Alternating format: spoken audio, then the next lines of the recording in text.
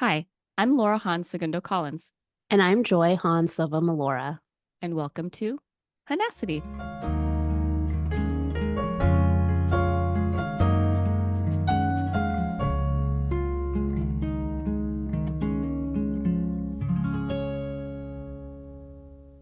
Hey, Joya. Hey, Laura. How you doing? I like your jersey. I know. I had to I see. wear it in Mookie, Beautiful. my favorite, right? Beautiful. And I had to wear it because I just thought it was necessary for us to get this from the get-go. I know this is our intro, but Dodgers are moving Yeah. to the finals. They are going to the World Series. Oh my God. What a game. So, What we a shared game. this too, right? I had to watch the game through highlights. Well, yeah, it Joy was got very. stuck at work, y'all. It sucked for her. I got stuck at work, and right before I left, the game wasn't done yet. And one of my coworkers was ready to tell me what happened. And I said, "Don't tell me. I'm going home to watch it with my husband and our friend Natalie." And as I'm driving home, the multitude of text messages from our family group chat was going off, and Yeah. simultaneously, fireworks were going off as I was driving home.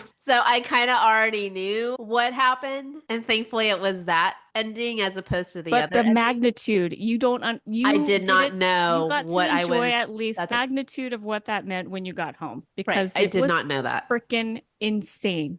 Yeah. What a way to end Yeah. that series with Milwaukee. Like that was holy crap. which Marvin has the Shohei jersey. I should Uh-huh. have worn that one. That would have That been doesn't more. matter. Yeah. I it's don't my even have a favorite. jersey. I've never had a jersey in my life. Well, So we're gonna jelly have to of get you anyone. one. I we don't know. have the real jerseys because those things I cost want a money. Fernando one. Although I would get a you know what though? Actually, my best friend Emily, she hand sewed a really beautiful Ote hoodie for me last year. Oh, It's very sweet with Emily. the World Championship trophy on the corner, and the back says Tanya. It's super cute. And she's Japanese American, so it's all that. It's very cute, Japanese-esque. It's Well, very and she was sweet. also at the But yeah. game. You sent a picture Oh of her yeah, with her she was family at the also at the game. game. Oh my God. I'm so happy that she got to be there for the game too. She and her family are super fans for sure. They go throughout the year as well. But Yeah. to be able to see the 3 homers, including the second one being 469 feet, I mean, holy bajoli, what the Yeah. heck? And then 10 strikeouts. That man is incredible. Yeah. Changing baseball history Right. for sure. Yeah. We are And like in so kind and down to earth, and you couldn't ask for a more humble human being. Yeah. Well, what do I know? I don't know him, but Still, I'm really assuming he's not a cool. dick. I think also like in terms of our lifetime to see somebody to that magnitude of greatness. That's always like amazing, you know? In all the different ways. In all the different ways. In all the different ways. So kind. So that was phenomenal. But I yeah, just wear my congratulations, jersey Dodgers. to represent. And this is like incredible because we're coming into a year of me being married, and the World Series were during my wedding, and we have another cousin getting married like in a week, and we will In a still week. be it would be during the World Series, and so That's gonna be amazing. Yeah. like I just think all great weddings start with the World Series. So Well, Jen this and is the Mike are reason why Nathan and I did not get married in October because he's a Sox fan, everyone, by the way. And we knew that it would be bad. You know what Nathan is like with the Sox. Oh yeah. Although the intensity of his mental health during this time of the year when it comes to baseball, he's improved incredibly over the years. But it was a thing back in then. Good work. Yeah. Yeah. I mean, I have been with him on gut-wrenching have. games with the Red Sox. Oh yeah. For sure. Yeah. Yeah. But yeah, baseball's a huge thing in our family, and Jen and Mike getting married during the World Series, and I always say good marriages start with the World Series. So, you know. What a way to start your marriage with the World Series. Last year was Freddie Freeman's year, and this year, I mean, Edmund and Gay, and just all like of them, the bullpen, the starters, and Shohei. They're like everyone's been so clutch, and it's such a nice group of people. Yeah. I mean, I think everybody had some moments. Like Muncie had a great moment. Yeah. Muncie Buns. You know your Don't tell him I said that. I mean, unless he's listening right now. Oh, yeah. Of course. Sorry. Max Muncie is listening. I call you Muncie Buns. And Max, if you are listening, I'm just kidding. Amy, hi here. Buns. Yeah. I can't help it. Yeah. It just rolls off so easily. Muncie but you Buns. know what? I call him Muncie Buns too because you call him Muncie you do. Buns. Yeah. New nickname. Sorry, Max. And yet not sorry. Exactly. Maybe it'll stick. Maybe people will just be calling him that. Yeah. Oh no, maybe he'll be pissed at that. I hope not. Anyway.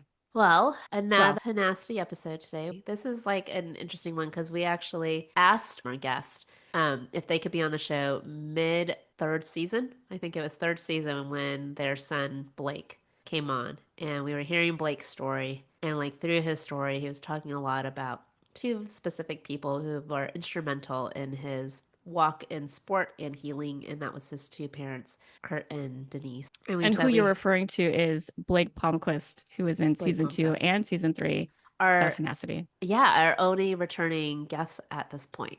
Like his Hmm. story is so beautiful and complex, so many highs and lows, and how he's come out of his own and in the process of it too. You know, there's so much about that forever mentality, that forever athlete mentality. And so his story is just powerful. So today we have Amazing. Blake's parents on, which is so exciting. Laura, do you want to do Want me their to read the bio? bio? Yeah. Okay.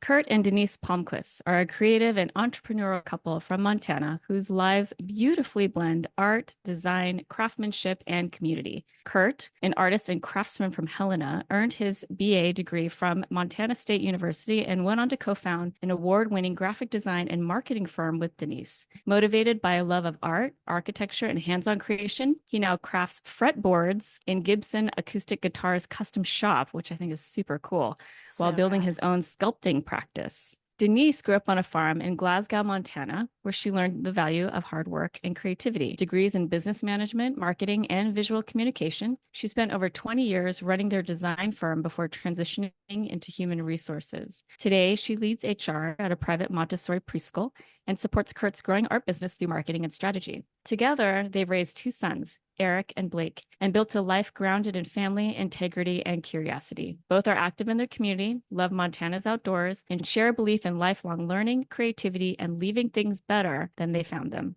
Without further ado, Kurt and Denise Palmquist. Yay. Well, thank you so much, Denise and Kurt, for joining us. We're so honored to have you here on our podcast. Like we mentioned earlier, we totally believe in the athlete journey. And I shared with you guys when we just got on about how complex the athlete story is. It's far more than just the individual. There is so much to Blake's story that we are bringing you guys into it because, like, Blake's our hero. He was on season 2, season 3, and now we're bringing another part of his story, bringing you guys on. So this involves families. It's a total buy-in. We always talk about how the commitment of an athlete does translate on different avenues, and it affects parents, it affects siblings, it affects communities. And so to hear Blake's personal story through the lens of his parents is super powerful. So thank you so much for joining us. Sure. Happy to be here. Always happy to talk about Blake. So are we. We love Blake. Blake is very Definitely. special to us. So Number one fans, for Yeah. sure. Yeah.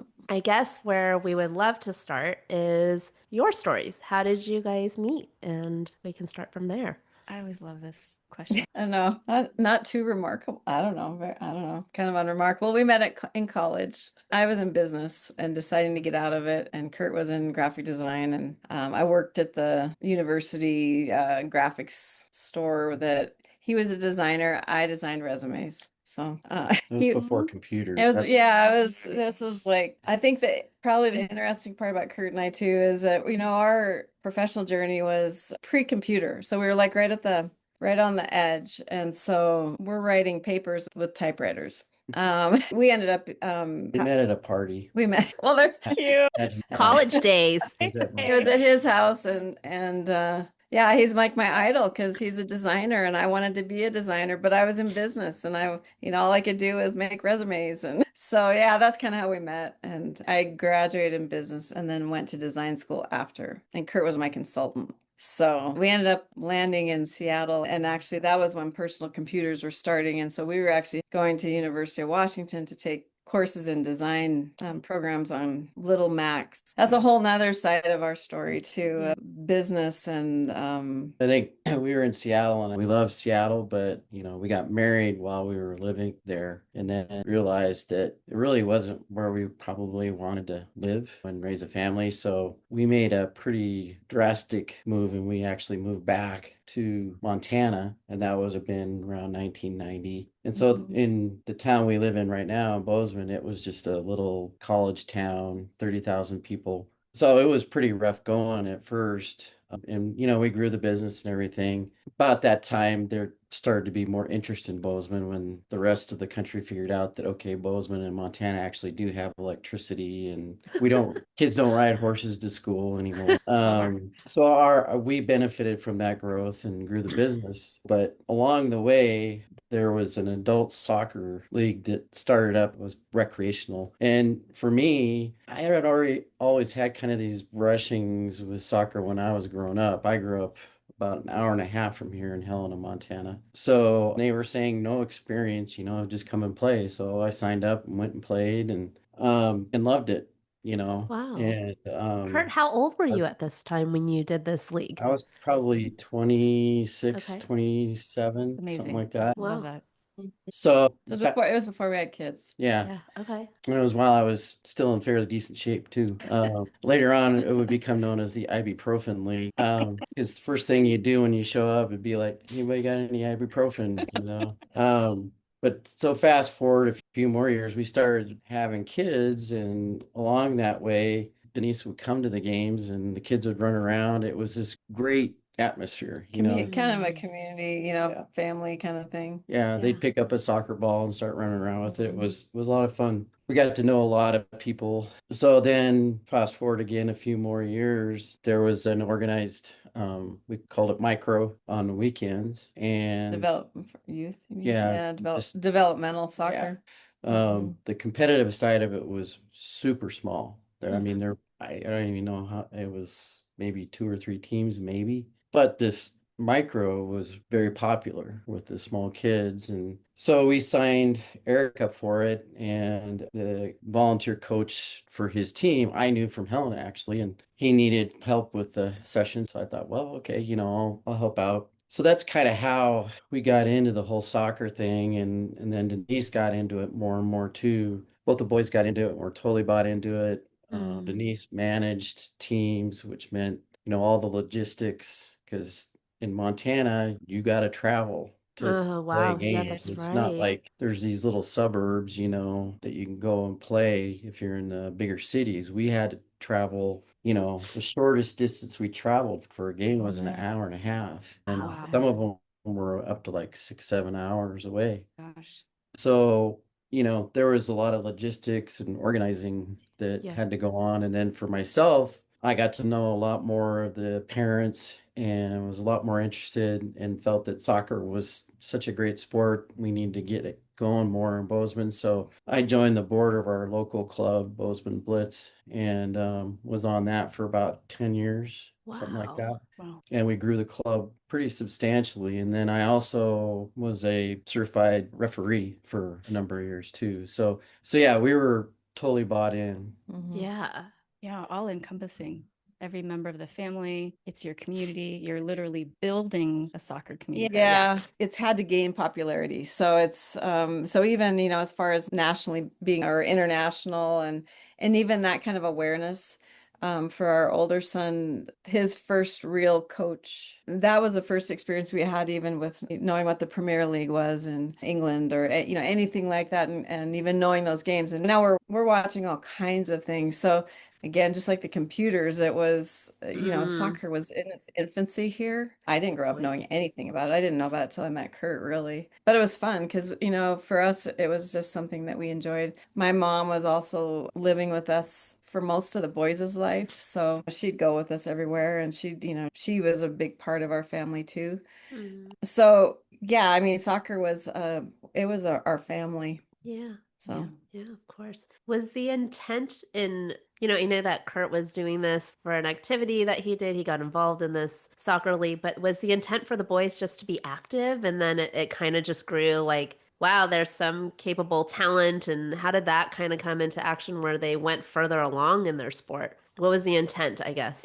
I suppose, yeah, that we've never been, we've always tried to be intentional parents, I guess, and try and guide but not direct. Whether it's, like, so for example, even with Eric, he he did well in the sport, but as far as even his interests, he was very artistic. But our background, we had an art business, and we did not want to direct in any. So even relative to that, it's let them find their own way. With that kind of thinking, it was, yeah, we wanted them to be physically active. So for Blake, we tried. So the two boys are very different. Blake is really, really busy. Very outgoing. Very outgoing. Eric is kind of the opposite. Eric was 4 years older, but a lot of things that Eric was doing, Blake was driving. So I think Blake actually grew up faster. I felt like he didn't go through a lot of the younger kid things that Eric did because he was like reaching 4 years ahead. We have stories of, Blake going, like go knock on the neighbor's door to introduce Eric to the girl that is in there. And, so he was very outgoing. What an And- amazing Yeah, leader. so much so I think we were really, because we're both well, I'm definitely introverted, but Denise is definitely more social, but so much so that we were kind of going, where did this kid come from? We called him it's like he was our, I can't remember now what we called him, but he would do things, that the three of us wouldn't do. There was a World Cup game. We're traveling, and it was like the World Cup for the women's. We're in the championship, and it was like noon. We're driving through Spokane, Washington, and we need to find a place to watch the game. So we pull off, and Blake runs into the restaurant to see if they have it on TV.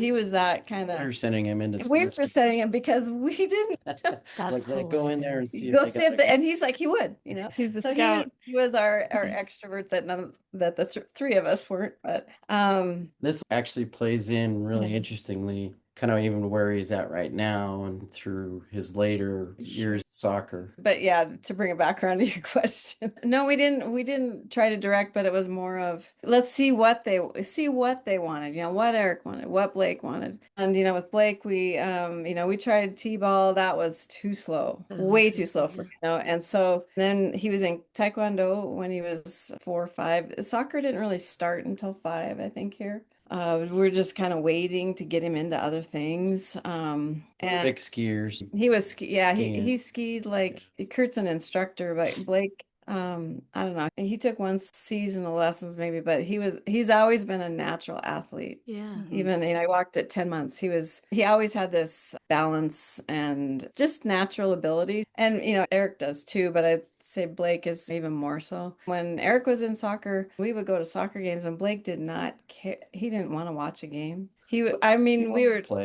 to play. So there were times we'd go to tournaments or something and Eric would be out on the field playing and we'd be wanting Blake to support his brother. And Blake was in the car playing a game or something, watching was not his thing. But when he was, that 5, those years, he was really into football. So American That's right. football. I remember He said was going to be this. Well, it was at the time he was a big Seahawks fan, and Sean Alexander was this running back. He was going to be a running back in pro football. So he could hardly wait till he could play, Lions Club football here was pads and everything. He could hardly wait. He was great with flag because he's so fast and agile and all that, he was really great. And then he wanted so badly to play pad football or tackle. Then you're getting into this, the whole parent thing of, this just doesn't, the Coaches were a lot different too.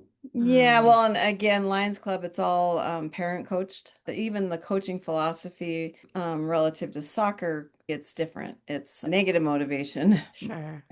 versus positive or, that kind of coaching. And so he was so set on wanting to be a football player, American football player. And he had so much energy and we didn't want him to give up on soccer, but we didn't want to push it. But we knew that physically and everything that he was better suited to that. But that's obviously not something that's his decision. So he had a season of playing both sports. And this was, when he was, I don't know, 3rd, 4th grade, 5th grade? 8, 9. Yeah, 8 or 9, something. Right. So young, and he played both. And it worked well because, like I say, he had a lot of energy. He could handle it and he could compare. And what ended up happening, unfortunately, was one of his best friends, his dad was coaching the football, and it was not good. In fact, I felt that particular experience with kind of the beginnings of some of the tough stuff he's had to go through self-esteem wise. because Blake was like the most fit kid there. He was the fastest. He was everything. He's such a hard worker. He's always the one that, well, what can I do more? I always joke about being late for being early to practice and things like that. And the football brought him down so much because it was, again, we're getting in, the whole negative part of, and you still see it. It's just the derogatory stuff that was meant as a somewhat, I don't know, some kind of motivation. I don't know how that's motivational. He ended up doing kickoffs because he's a soccer player. Yeah. And, and it was just ridiculous. And, at the games, he'd be running up and down. He was the most motivated one out there. But yeah, anyway, it was a really bad. And so in the end, the coach ended up just really being so negative to Blake that it turned him off on American football probably for years. Like it was so bad that we have season tickets to our university game, and it was a long time before he would even come to it. It was so traumatizing to him. But the flip side is that the coaching for the soccer that was the same season was opposite. It was developmental. It was positive. It was everything. Good. It was everything that we were hoping. So it was what we thought it would get him off that of that door open for him, and even nowadays, I hear younger parents and they got their kids in all these different activities, which is, I think, great because, we were the same way. We were trying to figure out where they wanted to be and have them be active. We had the luxury of our older son being in soccer and kind of seeing and learning not just the joy of the game itself and understanding that, but also some of the coaching philosophies that were coming along. We had some technical directors that really emphasized this whole developmental thing, basic skills, learning, and for us, that seemed to make sense versus a lot of soccer in Montana was boot ball. It's just find the fast kid and you just kick it all the way down the field. And if he can beat that other kid and beat the keeper, he can probably win some games. But we were fortunate that I think at that time, the evolution in the soccer in our town became more developmental. And you could see that not just in Blake, but in other kids, because at that time, and me being on the board, we developed what we called the academy. And so it was kids that were younger that were a lot more driven. So they were kind of tired with the rec micro programming, but they wanted a higher level of coaching, go competitive games. And so we offered that program up, and it went great. So that was Blake's, he was probably 9-10 years old, and he just really excelled with it. And so I think for Blake, it was nice because he also at that time gave up the Taekwondo, which is good because, doing all these things, as you probably know, gets pretty expensive. And no time. For sure. Yeah. Yes. And so, especially when you have a couple kids or even more, Sure. I don't know how you do it. But yeah, I think for him, it became, okay, this is who I am. He was totally bought in. He just took off with it because then, he kind of enters into middle school, and still soccer was not a super popular sport. You could probably count in his middle school the number of kids that were in soccer on, two hands. There just wasn't a lot of them. But this is where his personality started to come out more because they had a talent show, and, it's music and all these different things. Well, he came home, dance and everything. He came home one night and he announced that he was gonna be in the talent show and he was gonna do freestyle soccer juggling. We were like, "You're what?" Video, please. Video, Yes, please. if you have it, we would love to man. listen. Yeah, With his permission. If you allow Of us course, to. with your permission. So I can only imagine what those teachers were like when he showed up with his soccer ball to audition. It was like, are you going to sing while you're doing this? Or, They had a tough time trying to fit it in. He did it 2 years in a row. And the second year, I think they wanted to have it be like in the middle of a performance or something. So they still didn't, again, it's like not a lot of respect, really for the skill and what it takes to do that. Then the third year, he ended up being an MC. So he did, didn't, I don't know if he did it that year, but. Well, and I think too, back to the point, it was almost kind of crazy how crazy he was about it because he got into the whole freestyle thing. So, you hear about these kids that constantly have the ball at their feet. He was one of those. He took it to bed with him. He'd get to the stairs and he'd flip it up and catch it on the back of his neck, run up the stairs and flop it down, and he continued to juggle. It got kind of dangerous because he thought it was pretty funny to nutmeg us whenever we were walking through the Oh, it's house. totally Yeah, it's still a joke. yeah, both of anyway, they both, so they were doing a lot of things with, like a number one size ball, the small ones, the minis. That was constant in our house. For us, I think there are some parents that don't like that, You have you to don't tell have a me ball what in a the house. nutmeg is because I don't know what that is. Oh yeah, yeah. Well, and the nutmeg I'm is the like, ball that going through sounds in between the legs. Yeah. okay. So I don't stand with my feet apart much Okay. anymore because you learn to always have your legs together. Otherwise, you get nutmeg in the Yeah, I mean, it's used on the and kids. yeah, Yeah, you see it on it's a strategy. yeah. That's amazing. Can I Um, ask you something actually, y'all? Because Yeah. first of all, I'm hearing that just amazing parenting, and Mhm. it's really, really beautiful. Number one. And then second, I'm hearing things like if you don't have it, you as parents are very active and you're creating it where you don't have it, or you're seeing it as a need in your community and with your children. So you're just building it, which is really cool. Yeah. And you're learning a lot from Eric. And I feel like the firstborn kids are always like your And we ongoing call him our learning greatest curve. experiment. Right. It's like you're always your first learning curve is your first kid. And then you can sort of like tweak things. Yeah. So you're doing all these things, you're very active, it's community.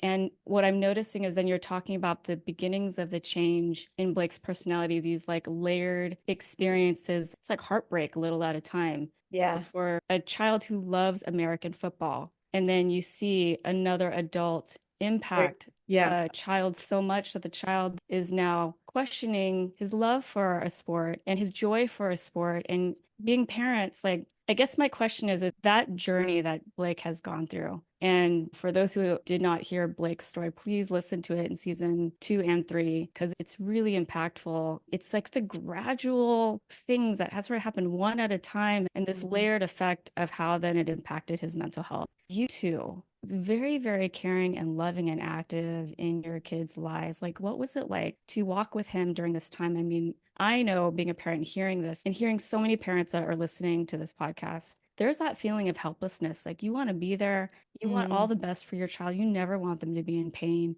And we also know that just even being in sport, at some point, you're going to be in pain. You're going to get injured. Yeah. Something's going to happen. Something traumatic is going to happen in every sport. And we Yeah. as parents and as coaches, like anyone who takes care of these children and connect with them, we don't want them to hurt. And so it's a very helpless experience. Can you walk us through what was it like for you to walk with Blake all these years through all these sort of layered things that happen? There's moments of absolute victory and things where he shared that he would come out of it, but there would be all these sort of dark moments as well. Sharing what you're comfortable with, of course, but what is it like for you as parents to be with him through that journey?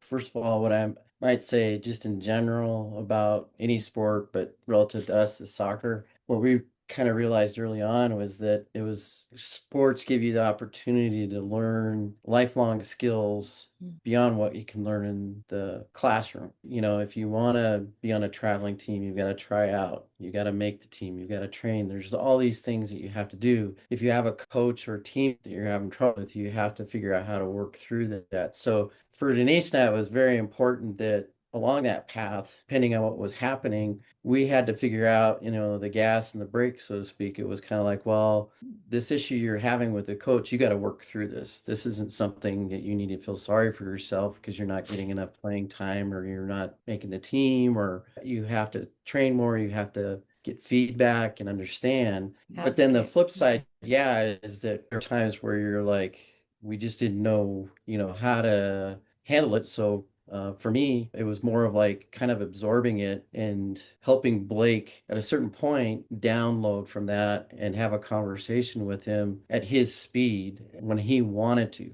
Because I think we learned early on that if there was an issue and tempers are up there or the emotions, it probably wasn't the best time to talk about it. So I think for us, it was more of like, okay, we got to just step back for a minute and figure out how to approach it, whether or not it was gas or brake, whether it was like, okay, yeah, this is for him an issue that we needed to deal with. And so along at this time, we started to realize that in school, he's having some troubles with reading and math and those kinds of things. And Denise can speak more to it because, she would go and pick him up at school and, he'd be in tears because he thought he was really dumb because he couldn't get any of this stuff.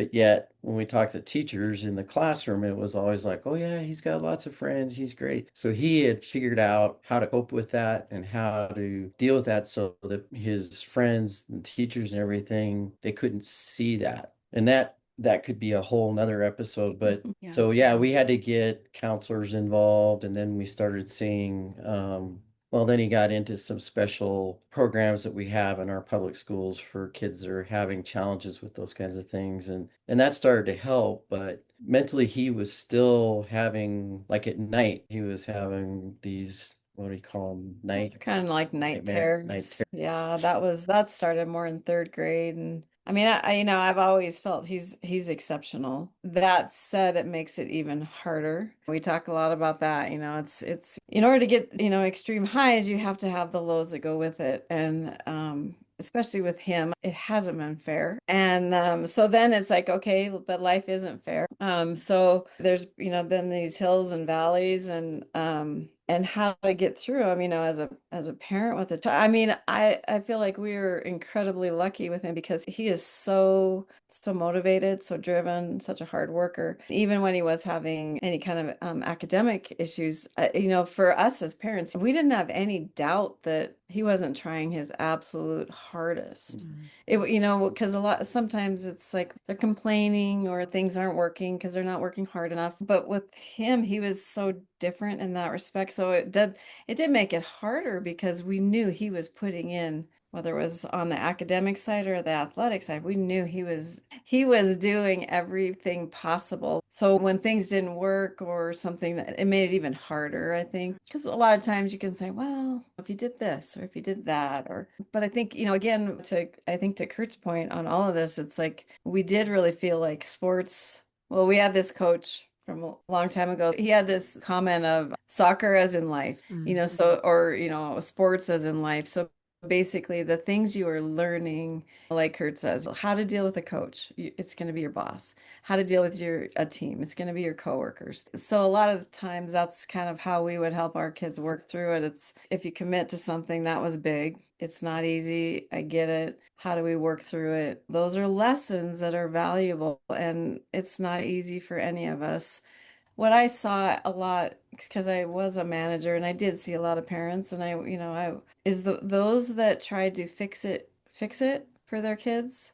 There's going to come a point where they got to fix it for themselves. And the sooner they learn how to deal with it and the sooner they learn how to work through struggles, fair or not fair, the better their life is going to be. And that was what was cool about, Blake was so motivated to do. We had an Olympic development program in soccer, ODP. He would be on that. And that was where there would be a manager. And sometimes I was that person, but there would be one manager, one coach, and they would travel. So they'd be staying in hotel for kids to a room with a chaperone, and they had to learn how to manage money. They, so they were on their own when they were, 10, 12, 14. But we always looked at that as a way for him to get just more, a broader experience and more maturity, or just develop, so that we're not fixing it for him. We're not doing it for him. And he was very independent anyway. Yeah. So that helped. Yeah. And I just want to add in a couple sidebar things that actually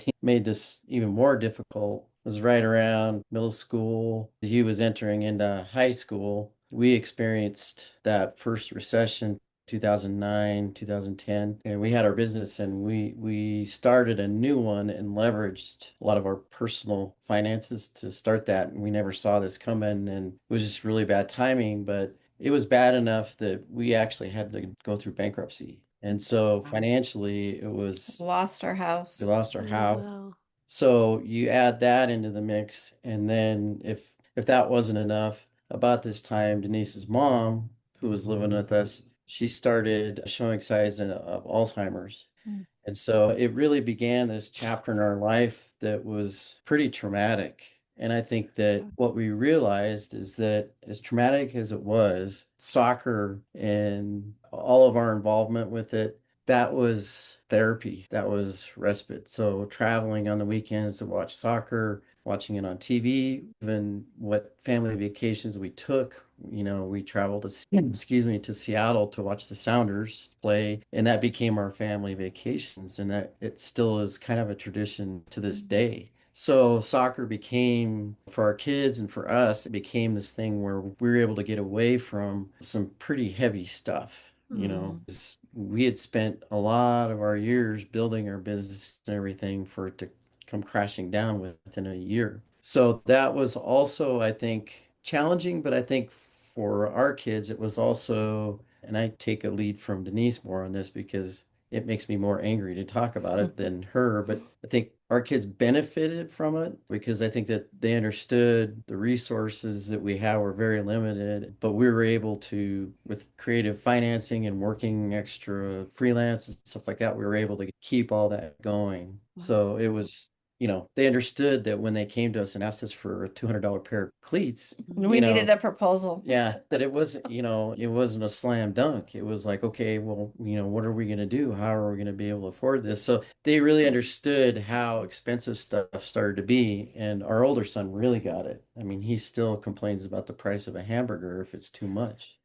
I think that also played into the mental aspect of what Blake was experiencing. And I think that was for us a big fear because while all that was kind of going on in the background, we were trying to keep some kind of normalcy with them. So also again, that's why, okay, we have to do whatever we can to keep him in the soccer because he's dealing with his stuff and we're dealing with ours. So it was the only way for us to be able to kind of have some kind of normalcy in our family.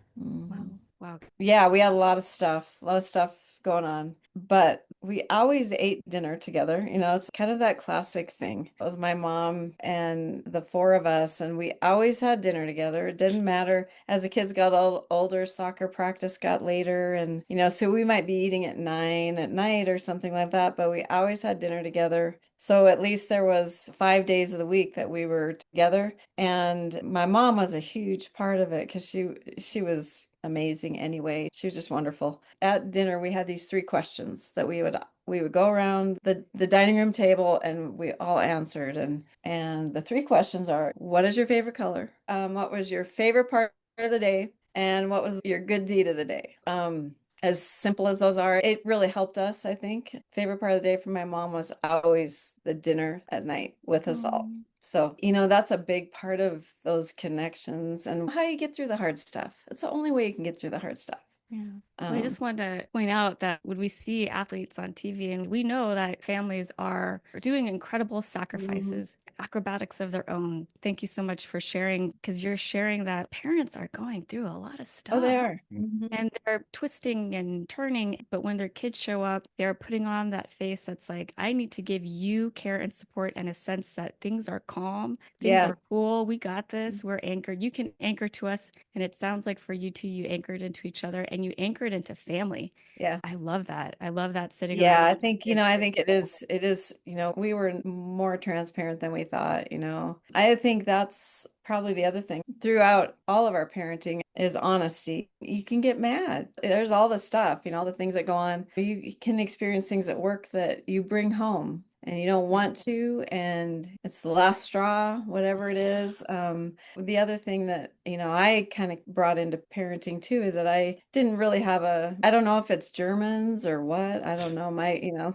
but not real warm, not a lot of hugs, not a lot of I love yous, not a lot of that. You knew they did, but I hear that a lot, I knew my parents loved me, but they didn't say it very often, that, and I hear that from a lot of people, but that was one thing that I especially brought into having a family was that I was going to say I love you to my kids and mean it every night. If there'd been a fight or something at night, I would never let them go to bed without talking to them and saying I love you. And there were some times where that was really hard. I don't think we went through some of the drama and the traumas personally that a lot of teenagers, our kids didn't do that. We never had to deal with that. I don't like you, or our kids were great. And I think a big part of that was your mom. think they understood the challenges that, Yeah. Denise was going through with managing her care. And for me personally, I mean, it was right front and center. I mean, right after we went through the bankruptcy, we found a place to rent and I was doing freelance, and she would come down and she'd have 3 breakfasts, because she couldn't retain that. And the boys actually had to share a bathroom with her. When we did get her into assisted care, they'd ride their bikes down there and go visit her. So I think that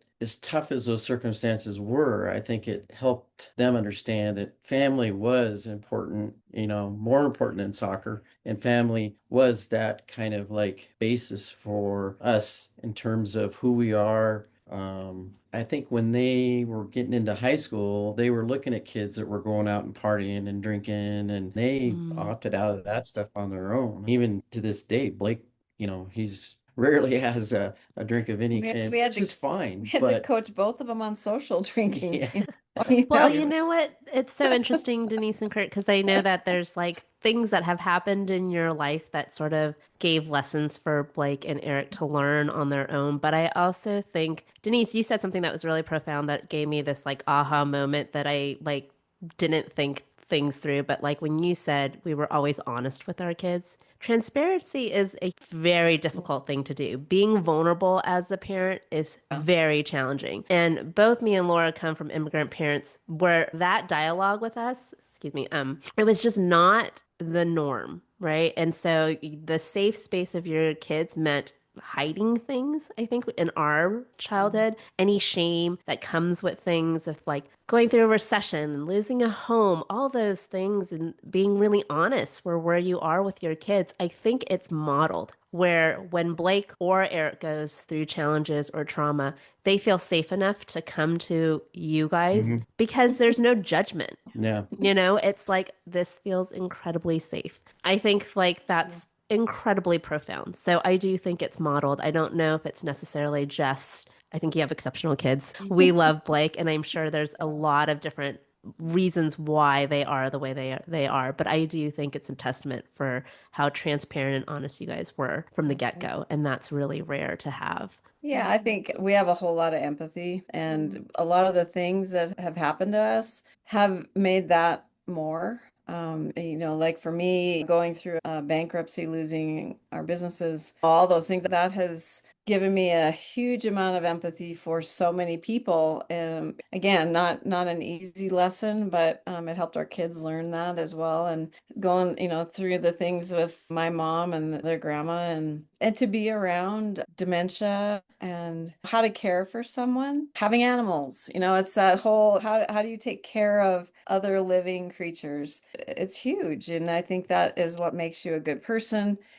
Kurt and I worked a lot, sometimes too much, which my mom helped with a lot. But they saw that, we worked hard for what we had, and it didn't come easy, and we lost it too. And then we had to rebuild it. And those are all lessons that hopefully we don't come out bitter from them. Yeah. It's going to take a while. And that's okay.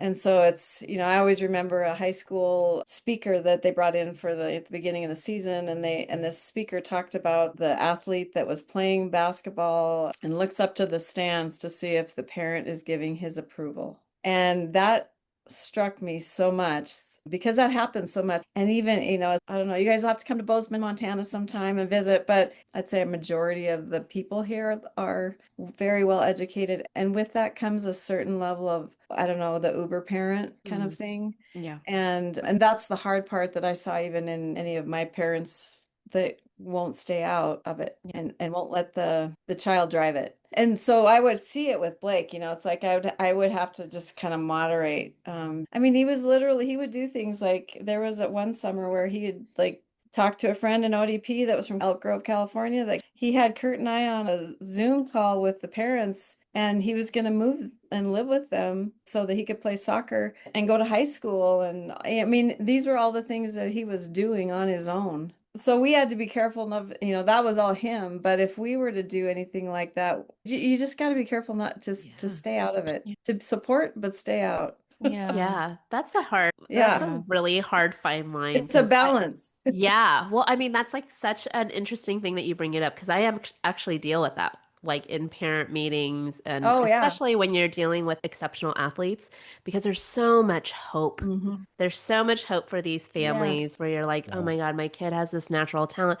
What can we Well, and do to get them there? Yeah, go ahead, Kurt. I think, Montana isn't known for grooming World Cup soccer players, So I think these times where Blake was setting up all this in California, we were kind of starting to understand how soccer development was working in the United States. And we actually had one kid here in Bozeman that actually went that route, but he went to a Timbers Academy in Portland. And so it was kind of at that point where were we just going to give him away and he's going to go live somewhere else and we're not going to have him.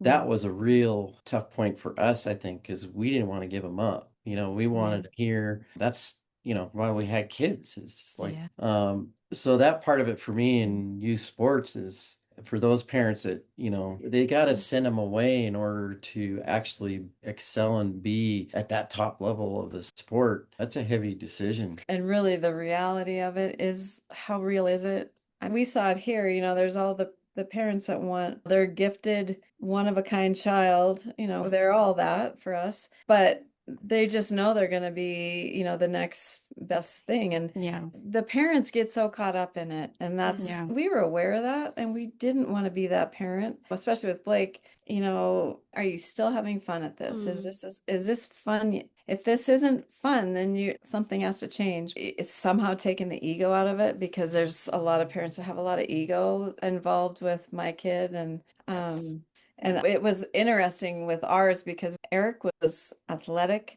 but it took a while. So he was like on the developmental side, that he had to work really hard to get to the high level team. Blake was on the other side. Blake started off like that. Blake was practicing with the older kid and competing, and Eric was not, so there were, you got those dynamics too, really in a family, it's like I never saw both kids being at the top of their life at the same time. Either one's up, the other one's down, and it's just, you're having to deal with that balance too. But again, as parents, you have to remember who this is about. Is it about me, or is it about Blake? And thank you for saying that as we're winding down. If you're going to be part and parcel of a child's upbringing, you have such wisdom in all of it. I'm just hearing things like guide versus direct, check your own ego. What are we doing this for? Are you having fun?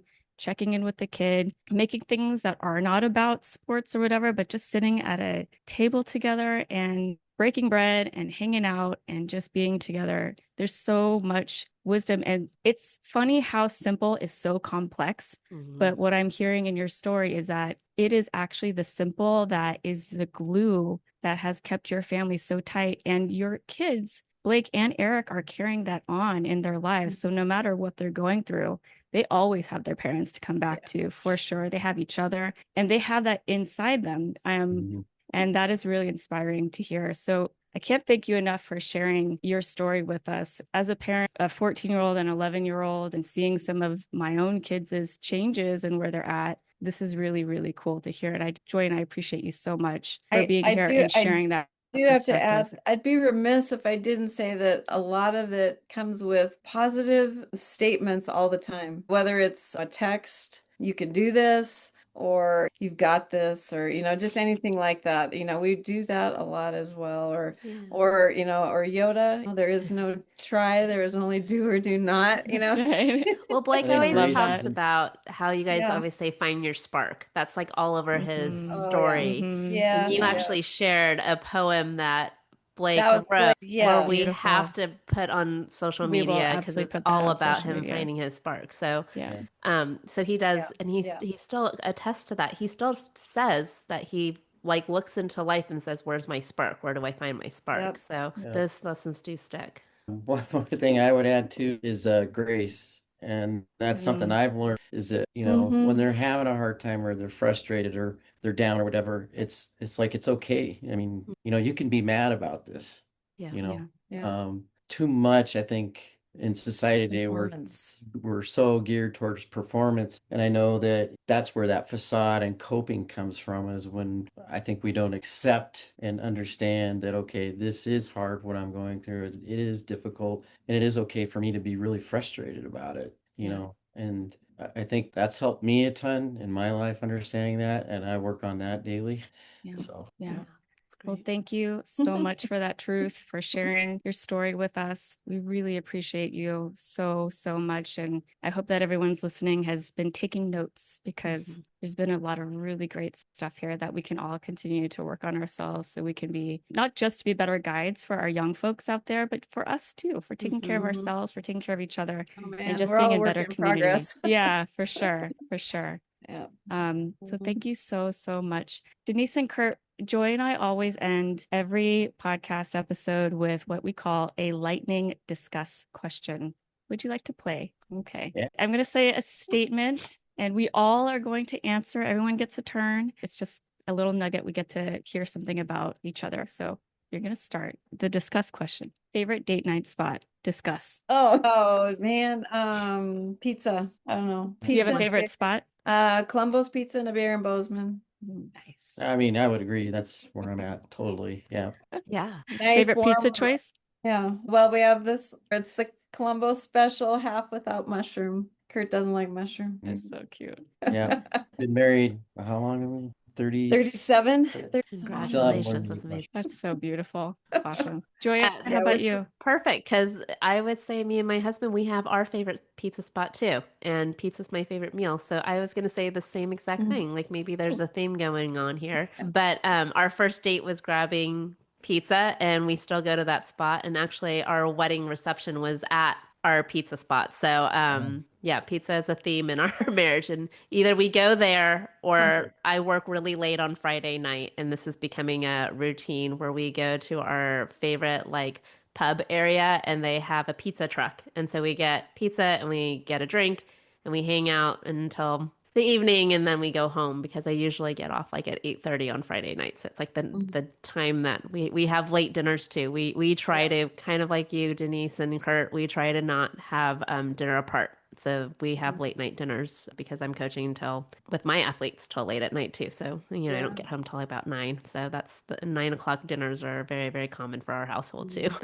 Yeah. Yeah. Cuties. And you, Laura? Oh, God, I forgot I was supposed to take a turn. Gosh, the only thing I can think about is the date night spot is our living room, actually. And this goes back to sort of those ramen days. And we would just figure out something to do, like whether it was a charcuterie board or mixing some drinks. But what we often do now is that we do living room karaoke. We have little microphones, and we'll turn on YouTube and sing along to like Hamilton or something. Yeah. Nice. That's awesome. Yeah. Well, thank you so much again. We just adore you. We adore your son. I mean, you guys are just, the Palmquists are the best. And dude, we're just thank so you. honored. I can't wait to visit Bozeman one day. Thank you Yeah, again definitely. so much. Do come. We've got a cabin up at Bridger Bowl. So if you look at that video, that is also where we ski Oh, amazing. in the winter. So So much fun. I'll probably leave my knees on the mountain if I try to ski, but I will have Do have snowshoe. Yeah. Yeah, snowshoes good. Sounds amazing. Well, Well, thank you so you. much. I know you've been a gift for Blake too. So He's very special to same, us. Yeah, I'm honestly. sure we'll keep having him on too. There's so much to his story to unpack, and we always talk about like the forever athlete mentality, because that mentality doesn't go away. You talk about this, Denise, of him finding his own journey right now, and he's still using those tools. So I know that there's more to him. It's gonna be we good. can't wait for part 4 of Blake's story. Great. All right, Thank you all so Okay. much. All right. Be Thank well. you. See ya. See ya. Bye. Thanks for tuning in. If you have any questions, please reach out to us on Instagram, Twitter, Facebook, and TikTok. Share and follow us on Amazon, Spotify, and Apple. Help us out and leave a 5-star review. Thanks.